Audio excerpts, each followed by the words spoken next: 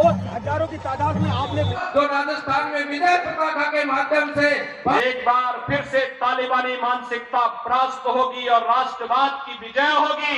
राम राज्य की स्थापना का मार्ग प्रशस्त होगा। संसारे सारम त्रेतार बिहारम श्रीमस्तनाथ है और तिजारा का भी ये सौभाग्य है कि बाबा बालकनाथ भी तो राजस्थान में विजय पताका के माध्यम से भारतीय जनता पार्टी का कमल खिले और राजस्थान के अंदर हर उस कोने में हर उस बूथ के ऊपर हर एक विधानसभा के अंदर भारतीय जनता पार्टी का कमल खिलाकर एक बार फिर से तालिबानी मानसिकता परास्त होगी और राष्ट्रवाद की विजय होगी। राम राज्य की स्थापना का मार्ग प्रशस्त होगा और इसकी शुरुआत तो जनवरी में फिर से होने जा रही है। अयोध्या में प्रभु श्री राम के भव्य मंदिर में रामलला का विराजमान होगा 500 वर्षों के बाद। अयोध्या में भगवान राम के भव्य मंदिर की बनने का काम युद्ध स्तर पर चल रहा है। एक नई अयोध्या मिलेगी। याद करिए, मैं आपसे पूछना चाहता हूं कि क्या कांग्रेस रहती तो क्या अयोध्या की समस्या का समाधान हो पाता? क्या कांग्रेस कर पाती? भाइयों बहनों, नहीं करती। और दूसरा, कांग्रेस से उम्मीद क्यों करते हैं? यहां तो मुआवजा देने में भी कांग्रेस जिस तरीके से भेदभाव करती है, कन्हैया लाल के परिवार को 5 लाख का मुआवजा भी बमुश्किल से मिल पाया, लेकिन गौ तस्करों को 25 लाख। और जयपुर में अभी मोटरसाइकिल के आपसी भिड़ंत में 50 लाख का मुआवजा। भाइयों बहनों, ये भेदभाव क्यों? भाई, ये पैसा किसी मुख्यमंत्री का नहीं होता है, किसी सरकार का नहीं होता है। हम तो केवल कस्टोडियन हैं। हमारा ये मानना है कि पैसा जनता जनार्दन का पैसा है, इसमें जनता का अधिकार है। जैसे मकान मोदी जी ने सबको दिए, कहा सबका साथ सबका विकास। कोई जाति, कोई मत, कोई मजहब, कोई क्षेत्र, कोई भाषा, इसमें मोदी जी ने तो कोई भेदभाव किसी के साथ नहीं किया। हां, ये जरूर कहा हम विकास सबका करेंगे, लेकिन तुष्टीकरण किसी का नहीं करेंगे। किसी का तुष्टीकरण नहीं करेंगे। विकास सबका, लेकिन तुष्टीकरण किसी का नहीं। और वैसे ही आज यहां पर हम लोग कहने के लिए आए हैं कि गहलोत जी, आप जो है आप जिस तरीके से तुष्टीकरण की पराकाष्ठा पे पहुंच चुके हैं, अब आपकी उम्र इसको गवाही नहीं देती है।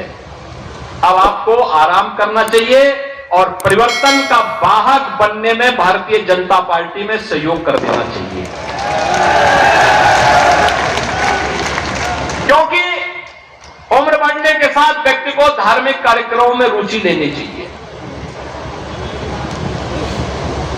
क्योंकि इस लोक का ही नहीं, हमें तो जन्म जन्मांतर के अपने पुण्य और अपने पाप की भरपाई करनी होती है।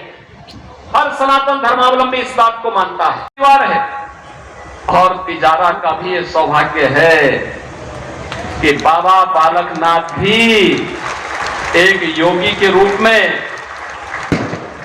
पूरे तिजारा को ही अपना परिवार मान करके यहां पर आए हैं। उनके अपना परिवार नहीं, कोई नातेदारी रिश्तेदारी नहीं, एक ही रिश्ता है। किसी माता को, किसी बाप को, किसी मां को कहीं कोई कष्ट न हो, किसी युवा को अपने रोजगार के लिए भटकना न पड़े, हमारे अन्नदाता किसान को किसी के सामने हाथ न फैलाना पड़े, हमारा व्यापारी जो समृद्धि का प्रतीक है वो अपने आप को सुरक्षित महसूस न करे, कोई श्रमिक कहीं अपमानित न हो, समाज में हर तबके में खुशहाली हो। इसी खुशहाली को लेकर के आज वे आपके बीच में आए हैं और भारतीय जनता पार्टी ने उन्हें अपना प्रत्याशी बनाया है। भाइयों बहनों, विकास है भेदभाव के शासन की योजनाओं का लाभ समाज के हर तबके को उपलब्ध करवाने का कार्य किया जा रहा है। हर तबके को ये सुविधाएं उपलब्ध हो रही हैं बिना भेदभाव के। याद करिए 2014 में जब मोदी जी देश के प्रधानमंत्री बने थे, उस समय मोदी जी ने एक ही बात कही थी, हमारी सरकार व्यक्ति, जाति, मत, मजहब, क्षेत्र, भाषा के आधार पर नहीं, सबका साथ और सबके विकास की भावना के अनुरूप कार्य करेगी। याद करिए मोदी जी ने बात कही और उसके अनुरूप उन्होंने योजनाएं बनाई। याद करिए उन्होंने जो कहा सो करके दिखा दिया। विकास की योजनाओं को घर घर तक पहुंचाने के लिए गरीबों के जनधन अकाउंट खोलने की बात रही हो, गरीबों के लिए आवास देने की बात हो, हर घर में शौचालय देने की बात हो, हर घर में उज्ज्वला योजना का कनेक्शन देने का कार्य हो, हर घर तक बिजली पहुंचाने का कार्य हो, नौजवानों के लिए रोजगार की व्यवस्था हो, महिलाओं के लिए तमाम प्रकार की महिला कल्याण से जुड़ी हुई योजनाएं हो। प्रभावी ढंग से इन्हें लागू करने का कार्य मोदी जी के नेतृत्व में भारतीय जनता पार्टी की सरकार ने किया। मैं पूछना चाहता हूं अशोक गहलोत जी से कि अशोक गहलोत जी, उत्तर प्रदेश में भारतीय जनता पार्टी की डबल इंजन की सरकार है। हमने पौने तीन करोड़ गरीबों के लिए एक शौचालय भी बनाए और 55 लाख गरीबों को एक आवास भी उपलब्ध करवाए हैं। 1,75,00,000 गरीबों को उज्ज्वला योजना के फ्री के कनेक्शन उपलब्ध करवाए हैं और उत्तर प्रदेश के अंदर 10 करोड़ लोगों को 5 लाख रुपए की स्वास्थ्य बीमा का कवर दे रखा है। किसी भी हॉस्पिटल में जाएंगे फ्री में उपचार की व्यवस्था होगी। हर घर नल योजना के लिए उत्तर प्रदेश जैसे 25 करोड़ की आबादी के राज्य में प्रभावी ढंग से हम लागू कर रहे हैं योजना को। हर घर में शुद्ध पेयजल की आपूर्ति हो रही है। अब तक हम लोगों ने 1.5 करोड़ से अधिक परिवारों को पानी के कनेक्शन उपलब्ध करवाने में सफलता प्राप्त कर ली है। लेकिन राजस्थान कहां है? राजस्थान का पैसा, यहां की युवाओं की मेहनत, यहां के नागरिकों के परिश्रम और पुरुषार्थ का लाभ आखिर राजस्थान को क्यों नहीं मिल पा रहा है? एक तुष्टीकरण का खेल कब तक चलेगा? और मैं आपसे पूछना चाहता हूं, एक तरफ आप गौ तस्करों को महमामंडित करते हैं और दूसरी तरफ पूज्य संतों के आश्रम पर बुलडोजर चलाते हैं। ये कैसे स्वीकार किया जा सकता है?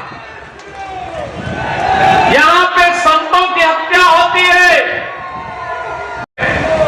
बहन बेटियां सुरक्षित नहीं है, व्यापारी की संपत्ति पर कोई भी गुंडा आकर के कब्जा कर लेता है। उत्तर प्रदेश 25 करोड़ की आबादी का राज्य है, लेकिन किसी गुंडे की हिम्मत नहीं है कि किसी बेटी की इज्जत के साथ खिलवाड़ कर सके। किसी गुंडे की हिम्मत नहीं किसी व्यापारी की संपत्ति पे कब्जा कर सके। किसी गरीब, किसी निरीह, किसी कमजोर, किसी दलित की जमीन पर या उसकी किसी भी अन्य संपदा पर कोई कब्जा करने का दुस्साहस नहीं कर सकता है। अगर करेगा तो पीछे से बुलडोजर उसको रौंद करके ठीक कर देगा।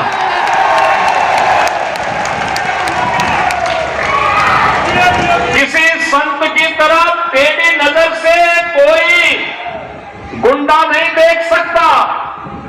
बेटी को सुरक्षा है, तो पूज्य संतों का सम्मान भी है। गरीब जहां बसा है, जहां गरीब बसा है, वहीं पे उसको जमीन का पट्टा भी दे दिया गया, उसका आवास भी बनाया जा रहा है। जहां संत का आश्रम है, वहीं पर उस आश्रम के लिए सरकार से भी सहयोग किया जा रहा है। और प्रदेश के अंदर, उत्तर प्रदेश 25 करोड़ की आबादी है, लंपी डिजीज से उत्तर प्रदेश में गोवंश को नुकसान नहीं। एक एक गौ माता को सर्वे देवा स्थिता देहे सर्वदेव मही को, सभी देवी देवताओं का निवास जिस गौ माता में हमने माना, उस गौ माता को बीमारी से भी बचाया और बूचड़ों से भी बचाने का काम प्रभावी ढंग से हम कर सकते हैं। राजस्थान में आप क्यों विफल हो गए? क्यों विफल हो गए? कारण है गौ माता के प्रति आप लोगों की निष्ठा नहीं थी। कांग्रेसी केवल मुद्दा भुनाना चाहते थे और परिणाम क्या था? भारी संख्या में गोवंश को नुकसान होता है राजस्थान में, और लंपी डिजीज बड़ी भयावह रूप में आकर के आस्था को भी ठेस पहुंचाया था। उस गरीब किसान के पे क्या बीती होगी जिसका मूल्य गोधन लंपी डिजीज की चपेट में आकर के उसको आर्थिक नुकसान किया हो। लेकिन सरकार राजस्थान की मानने वाली नहीं थी वह, और इसीलिए राजा भर्तृहरि जी के प्रति जो श्रद्धा और जो विश्वास का भाव इस क्षेत्र में देखने को मिलता है, वह केवल वैसे ही नहीं, हमारी विरासत का प्रतीक है। हमारी परंपरा ने इस विरासत को सम्मान दिया। भाइयों बहनों, राजस्थान का जहां अपना गौरवशाली इतिहास है, वहीं राजस्थान के इस गौरवशाली परंपरा को कांग्रेस अपनी प्रवृत्ति के अनुरूप कलंकित करने में कोई कोर कसर नहीं छोड़ रही है और नहीं छोड़ा है इसने। हमें आश्चर्य होता है, कांग्रेस देश के अंदर समस्या का नाम बन चुका है। कांग्रेस देश की हर समस्या का नाम है। देश के अंदर आज जिन समस्याओं का समाधान देश के यशस्वी प्रधानमंत्री श्री आदरणीय श्री नरेंद्र मोदी जी के नेतृत्व में भारत कर रहा है, एक एक करके समस्याओं का समाधान हो रहा है, वे सभी समस्याएं कांग्रेस की देन है। याद करिए, देश आजाद हुआ था, आजाद भारत में भारत माता के महान सपूत सरदार वल्लभ भाई पटेल ने भारत के एकीकरण के लिए जो पीड़ा उठाया था, वे उसमें सफल भी हुए। लेकिन कांग्रेस ने देश को कश्मीर की एक समस्या दे दी। धारा 370